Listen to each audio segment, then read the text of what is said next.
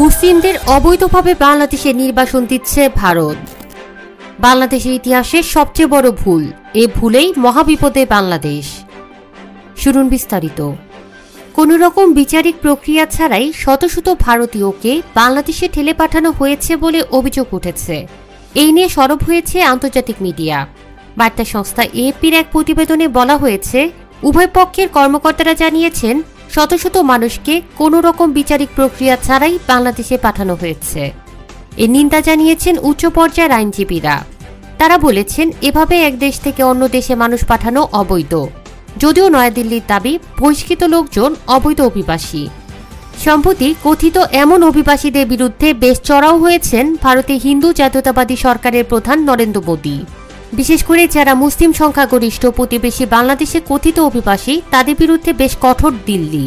মোদী সরকার উচ্চ পর্যায়ের নেতারাও এসব কথিত অভিবাসীদের অনুপ্রবেশকারী হিসেবে অভিহিত করেছেন।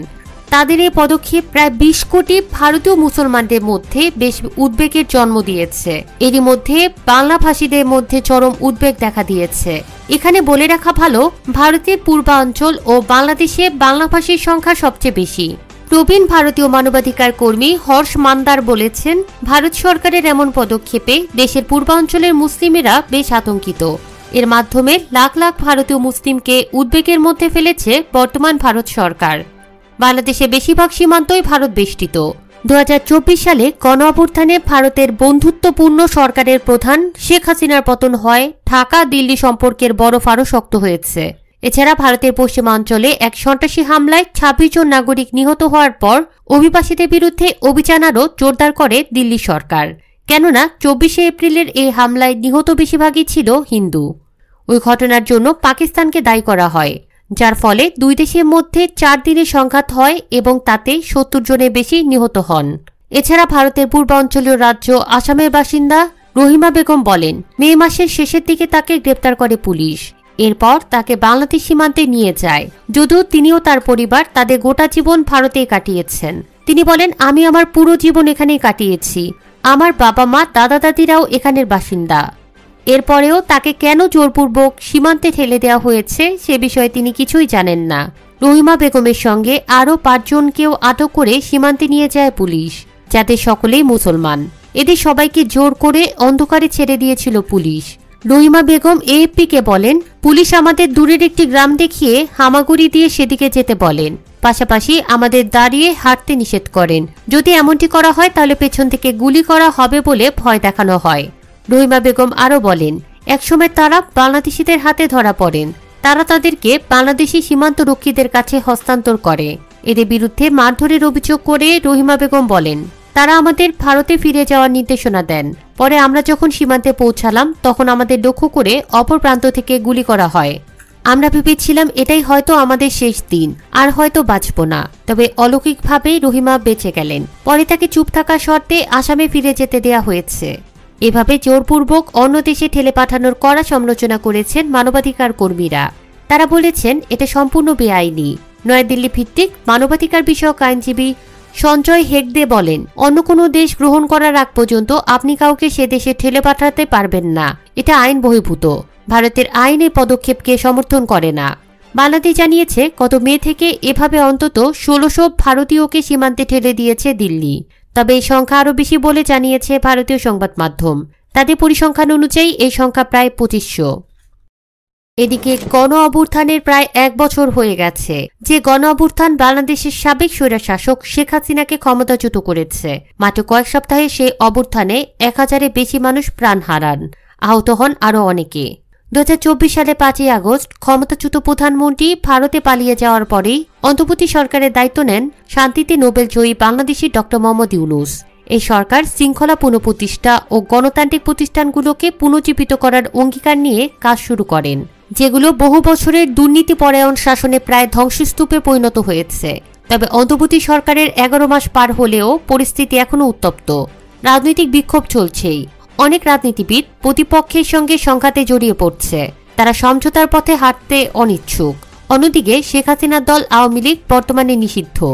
মার্কিন সহায়তা হ্রাস ও শুল্ক আরোপ বাংলাদেশের উন্নয়নকে হুমকির মুখে ফেলেছে। আর দেশের সবচেয়ে বড় প্রতিবেশী ভারতের সঙ্গে সম্পর্ক সংকটে। এখন প্রশ্ন উঠেছে, 17,40,00,000 মানুষের এই দেশ কি নতুন সুযোগটিও নষ্ট করে ফেলবে? মোহাম্মদ ইউনূস জোর দিয়ে বলেছেন তার পরিকল্পনা সঠিক পথেই আছে। সম্প্রতি দি ইকোনমিস্টকে দেয়া এক সাক্ষাৎকারে 84 বছর বয়সী এই নেতা বলেন, বাংলাদেশিরা যে গভীর সংস্কারের প্রত্যাশা করছে তা বাস্তবায়নে সময় লাগবে, তবে অন্তত অর্থনীতির ক্ষেত্রে তার সরকারের পক্ষে ভালো খবর রয়েছে। এশীয় উন্নয়ন ব্যাংক এডিপি ধারণা করছে জুনে শেষ হওয়া অর্থবছরে বাংলাদেশের প্রবৃদ্ধি 4.2% থেকে কমে 3.9% হবে। এটা খুব চমকপ্রদ না হলেও গত বছরের প্রত্যাশার তুলনায় অনেক ভালো। প্রবাসী আয়ে ইতিবাচক প্রবাহ রয়েছে, বৈদেশিক মুদ্রার রিজার্ভ বেড়েছে। এছাড়া বার্ষিক মূল্যস্ফীতির হার শেষ বছরের জুলাইয়ের প্রায় 12% থেকে কমে এবছরের মে মাসে 9% নেমে এসেছে। সরকার ব্যাংক খাত থেকে অপরিশোধিত ঋণ পরিশোধের উদ্যোগ নিয়েছে এবং আগের সরকারের আমলে বিদেশে পাচার হওয়া বিপুল অঙ্কের অর্থ উদ্ধারে তৎপরতা শুরু করেছে। এসব ইতিবাচক অগ্রগতির ফলে সম্প্রতি আন্তর্জাতিক মুদ্রা তহবিল IMF এবং এশীয় উন্নয়ন ব্যাংক ADB উভয়ে কয়েক বিলিয়ন ডলারের ঋণ অনুমোদন করেছে। এশীয় উন্নয়ন ব্যাংকের চন্দন সাপকোটার মতে, এখন পর্যন্ত সরকারের সংস্কার কার্যক্রমগুলো সহজলভ্য ফলাফলের ওপর সীমাবদ্ধ রয়েছে।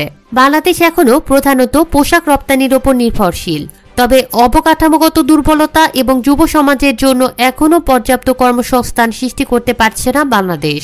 বিশেষ করে এখন মার্কিন শুল্ক যুদ্ধের কারণে এসব সমস্যা আরও গুরুতর হয়ে উঠেছে। অর্থনীতিতে অগ্রগতির কারণে অর্থনৈতিক স্তরে প্রশংসা পেলেও সরকারের বৈদেশিক নীতি নিয়ে সংশয় সৃষ্টি হচ্ছে। ডক্টর মোহাম্মদ ইউনূস বলেন, বাংলাদেশ সকলের সঙ্গে যোগাযোগের চেষ্টা করছে। মার্চে চীন সফর করেন তিনি। এটি ছিল তার প্রথম বৃহৎ কোনো দ্বিপক্ষীয় সফর। সেখানে তিনি কিছু চুক্তি স্বাক্ষর করেন। বিভিন্ন প্রতিবেদনের তথ্য মতে সম্ভবত চীনের J-10C ও JF-17 মডেলের যুদ্ধ বিমান কেনার পরিকল্পনা করছে বাংলাদেশ।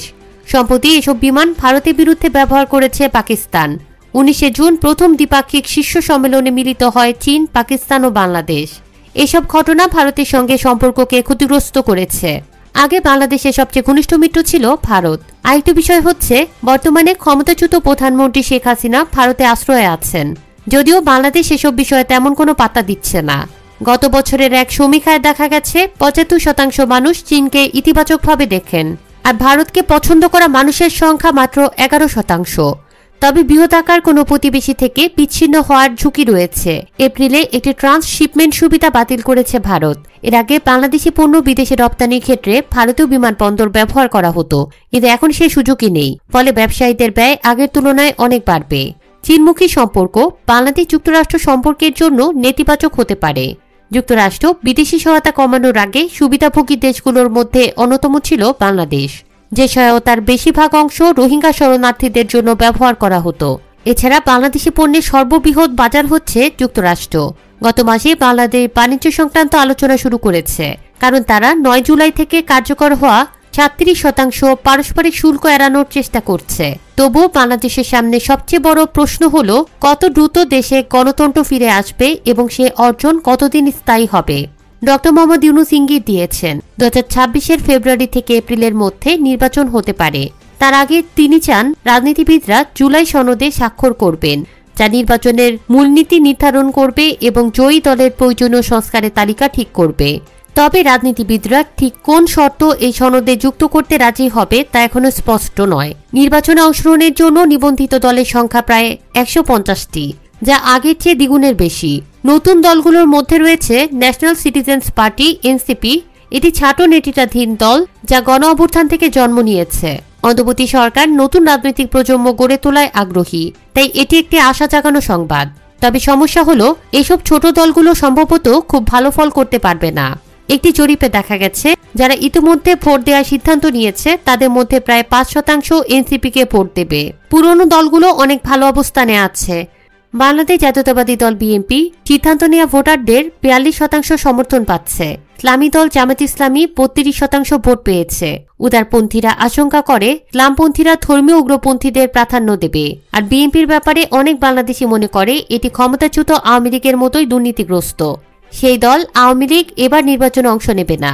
অন্যান্য দলগুলোর দীর্ঘ মাসব্যাপী চাপের পর অন্তর্বর্তী সরকার মে মাসে জাতীয় নিরাপত্তার কারণ দেখিয়ে আওয়ামী লীগকে রাজনৈতিক কর্মকাণ্ড থেকে নিষিদ্ধ করে।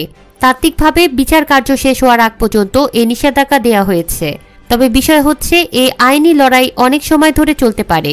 এক্ষেত্রে ঝুঁকি হচ্ছে বহু ভোটার মনে করতে পারেন এমন সিদ্ধান্ত তাদের ভোটাধিকারের সুযোগ সীমিত করেছে। আশ্চর্যজনকভাবে এখনও আওয়ামী লীগের কিছুটা জনপ্রিয়তা রয়ে গেছে। জরিপের তথ্য মতে অন্তত 14% ভোটারের পছন্দের তালিকায় আওয়ামী লীগ শীর্ষে আছে।